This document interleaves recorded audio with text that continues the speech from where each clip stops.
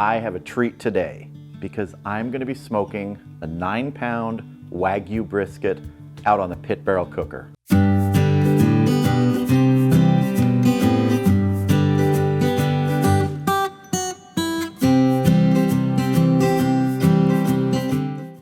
Yes, a Wagyu brisket. Now this brisket was sent to me by Wodagyu. That's a family-run ranch in Texas. All their beef is hormone-free, pasture-raised. It's 21-day dry-aged. They've sent me several cuts to use in the videos on my channel, and I do appreciate it. And if you go to their website and if you decide to buy something, use the code CWR when you check out because you'll get 20% off your order. So now let's make a pretty simple rub for this Wagyu brisket because we want that beef flavor to really show through. We just want to enhance it. So we're going to start with 2 tablespoons of kosher salt, 2 tablespoons of granulated garlic, 1 tablespoon of paprika, 1 tablespoon of brown sugar, 1 tablespoon of cracked black pepper, and 2 tablespoons of cracked white pepper. Going to give this a good mix here. See if we got any clumps of that brown sugar, just break it up a little bit. Take a quick little taste here, see how we look. Oh, I like that. Tiny hint of sweet in it from the brown sugar, but a real nice savory cover for this Wagyu brisket. It is just going to help draw out that flavor. So let's get our brisket out here and rub it up. So here's our Wagyu brisket. Again, Wodagyu, thank you for sending this to me. The marbling on it is just gorgeous, and let's get this rubbed up and get it out on the PBC.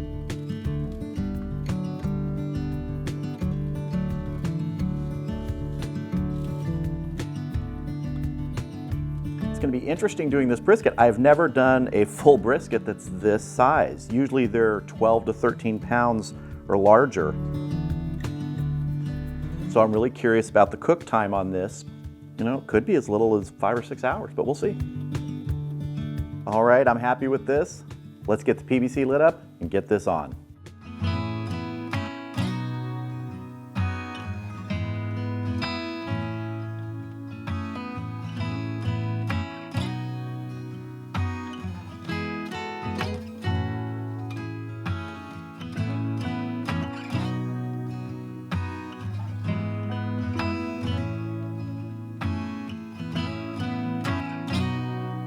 All right, let's go ahead and get our Wagyu brisket on here.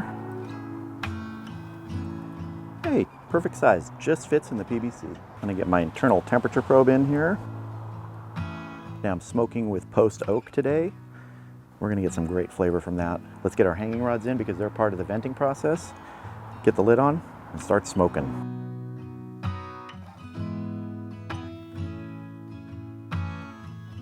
So this is my first brisket of that size. My first brisket on the PBC, so I'm in a little bit of uncharted territory here. But we're just gonna follow the basics. I'm gonna take it to about 160 degrees or whenever it hits the stall, whichever's first. Then I'm gonna wrap it in foil, gonna put it back on the PBC, and we're gonna take it until it's probe tender, probably in the 200-degree range, but we'll have to see. Could be 195, could be 205. Now the PBC is running at the temperature that it would normally run at, just set it and forget it, somewhere in the 275 to 300 range. I don't think we're gonna need to add any more charcoal later on. If we do, we will. So I'll see you back here when we get close to that 160-degree stall range. All right, we just hit 160 internal, so let's take a look at this brisket. Looking good. Just starting to develop that bark there. So you know what, I don't want to wrap this yet. I'm going to let this go probably till about 170 degrees and then I'm going to wrap it. See you back here in just a little bit. All right, we have just hit 170 degrees. Let's take another look at our brisket. Ah, that's looking good, yeah. Get a little bit more of a crust. Now it's moving pretty quickly through the temperatures here, and I've heard that either Wagyu or dry-aged, and this is both, dry-aged Wagyu can move through a stall quickly if it has a stall at all, so this is all unfamiliar territory to me. But I am gonna wrap this now. So I wanna try and remember that my temperature probe went in on this side. I'm gonna spritz this with a mixture of apple cider vinegar and water. It's 1 part apple cider vinegar to 4 parts water. Now we're going to double wrap this tight in foil.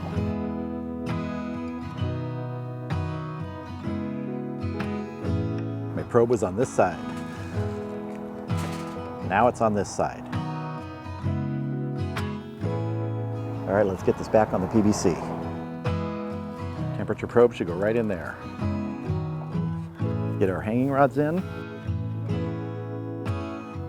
Let's get our lid on and keep cooking. All right, our temperature probe found a 160 spot, so we'll just have to monitor this, and really it's going to be about tenderness. So I'll bring you back. We start checking somewhere between 190 and 200.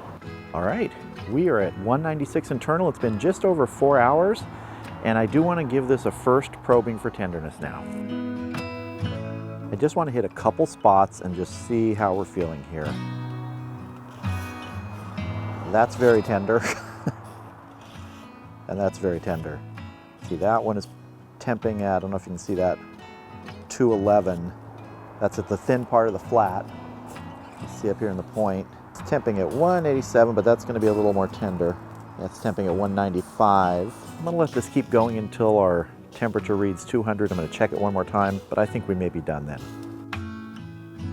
All right, we have hit 200 degrees. It's been about 15 minutes since we last checked, and I just want to give a final check for tenderness, but I'm pretty sure we're going to be good. Yeah, we're good. I'm not going to probe it anymore. All right, I'm going to take this off, wrap it in some more foil, wrap it in some beach towels. It's going in a cooler for a couple hours to rest, and then we'll cut into it. All right, here is our Wagyu brisket that was smoked on the pit barrel cooker. It's been resting for 2 hours, wrapped in foil and a beach towel. And if you notice, the coloring on this is not as dark as you might expect on a brisket. That's usually what I've gotten on briskets. You get that more of a black bark. Well, one of the things about this is it cooked in 4.5 hours. Now, that's probably a function of the size. It started out at about 8.5, 9 pounds. Also, Wagyu and dry age, I've read and heard from other people that they can cook a little quicker. So this had just that initial 2 hours before we wrapped it. It developed some bark, but it's not that really dark black bark. But let me tell you, it smells terrific. It still is beautiful. It's just a lighter colored bark. A lot of juice, you can tell, I mean, just by touching this thing. So let's cut into it and see what we've got. I'm not even gonna separate the point and flat right now. I'll do that after we make our initial cut. So we're just gonna go straight down the middle here.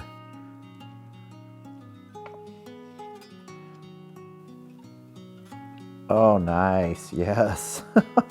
Look at that. Nice, did get a little bit of a smoke ring up here in that short amount of time. That's good, I like that. But I mean, hopefully you can see just how juicy this is. Let me see, I'm gonna cut this point. I'm gonna separate it here so we can get straight down to the flat on this side. So let me slide this piece of the point off. Our point is riding completely across the entire top of this flat, you can see. I just want to cut first a piece from the flat.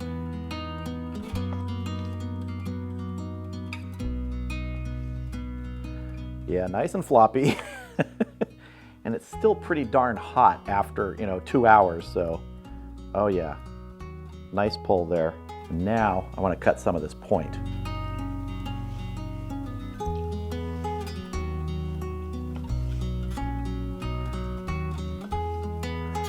Oh, looking good. Yes, we're having a juicealanche. It's really hard to resist not to pick a piece up of this right now and taste it. You see here, I want to separate this other piece of the flat from the point here. Just follow it right along.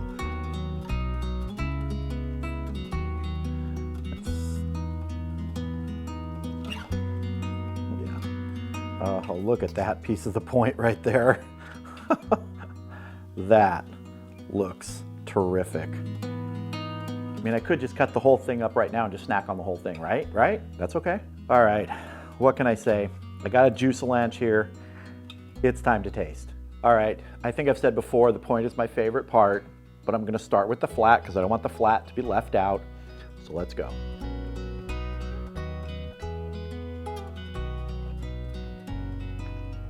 Wow, that is some really good brisket. The amount of juice in this is sort of unbelievable. Whoa. Well, I'm just making sounds here. I'm just going, whoa. My wife's over here looking at me going, what sound was that? I'm just going, whoa. Oh man. Now one thing I'm wondering is because it cooked so fast and we didn't get that dark development of the bark, could I just have let this go unwrapped the entire time?